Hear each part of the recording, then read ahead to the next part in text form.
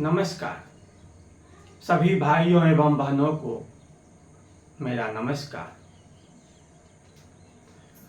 सभी भाइयों एवं बहनों से मैं कहना चाहता हूं कि आजकल देश में क्या माहौल चल रहा है ये आप सबको पता है। जाति, धर्म, भाषा, विकास का तो नाम नहीं है। भाइयों बहनों एवं माताओं, हमारा नेता कैसा हो? विकास करने वाला हो, पब्लिक के दुख सुख में खड़ा रहे, ऐसा नेता होना चाहिए। जनता का दुख उसका दुख होना चाहिए। ऐसा नेता नहीं चाहिए जो अपने परिवार के लिए, अपने रिश्तेदार के लिए, अपने बच्चों के लिए और अपने चमचों के लिए काम करे। भाइयों बहनों एवं माताओं,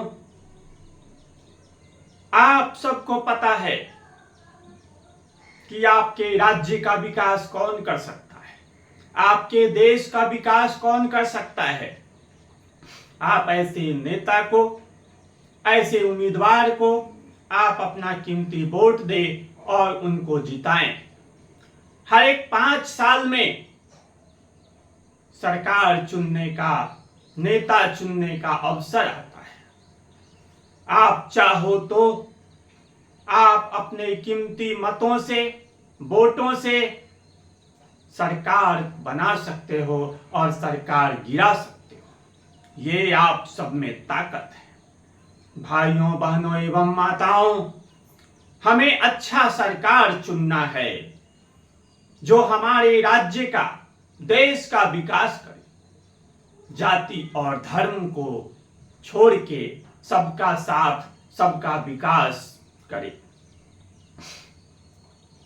जैसे आपको पता होगा, हमारे संविधान में, हमारे देश के कानून में लिखा हुआ है कि हिंदुस्तान का कोई भी नागरिक, भाई या बहन, बच्चे या बूढ़े, किसी भी राज्य में जा सकते हैं, पढ़ सकते हैं, बिजनेस व्यापार कर सकते हैं।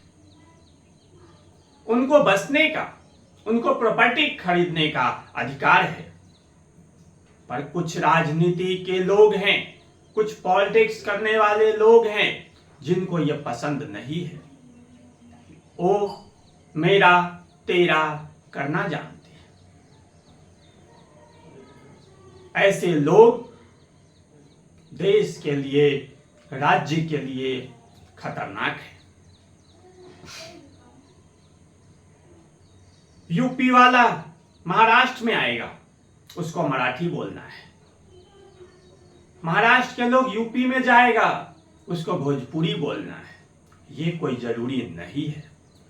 हमारे देश में सबसे पहले राज्य की भाषा, उसके बाद देश की भाषा और तीसरी भाषा जो है इंग्लिश होना चाहिए।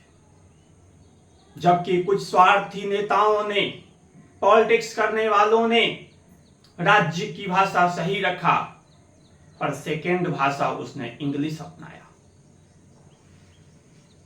और तीसरे नंबर पे हिंदी। हालांकि कुछ राज्य हिंदी भाषा को मान्यता नहीं देते हैं।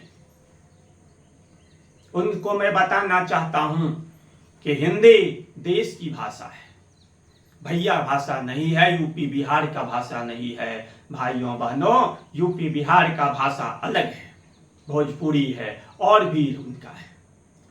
हिंदी एक भाषा है जो पूरे हिंदुस्तान को एक सूत्र में माला की तरह पिरो के रखता है। हमारे हिंदुस्तान में ऐसा कानून व्यवस्था होना चाहिए जो राज्य के प्रति गद्दारी करे, जो एक दूसरे को लड़ाए, चोरी, गुंडागर्दी और अपराध बढ़े, उसकी सजा एक ही होना चाहिए, एनकाउंटर। और उसका सारा प्रॉपर्टी जब्त करके गरीबों में बांट देना चाहिए। हमारे देश को एक रखना है तो ये करना पड़ेगा। पहले कांग्रेस की सरकार थी, उसने हिंदुओं के प्रति नफरत का भावना रखा। उसके बाद बीजेपी की सरकार आई, यहां भी हिंदू मुस्लिम हो गया। मैं ये कहना चाहता हूं कि हिंदुस्तान से हम किसी जाति के, किसी धर्म के लोगों को भगा नहीं सकते। उनका कहना है कि ये मेरे बाप की जागीर है, ये देश मेरा है, मेरे बाप दादाओं का है।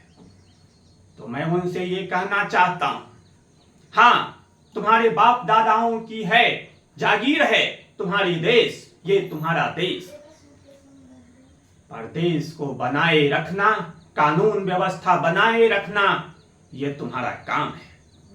इस देश में कोई भी जाति धर्म के लोग हो, यदि देश के खिलाफ गद्दारी करे तो उसकी एक ही सजा होना चाहिए, एनकाउंटर।